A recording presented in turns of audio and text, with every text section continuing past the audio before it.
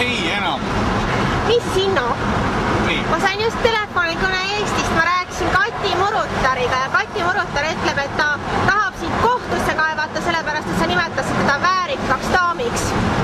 Ta väidab, et see ei vasta tõele, et see on ränk solvang.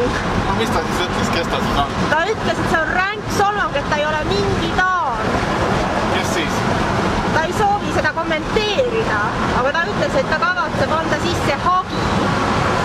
Hea küll. Andku minna. Kuidas sa seda kommenteerid? Ma ei kommenteeri seda kuidas. Andku minna. Okei.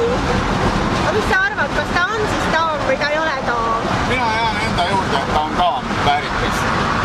Sa jääd jätkuvalt enda juurde, et Kati Murutar on daam. Ja.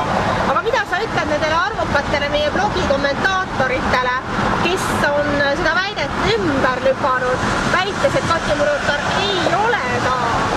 Ma ei tea, eks see jah, nende kommentaatorite südametunnistus.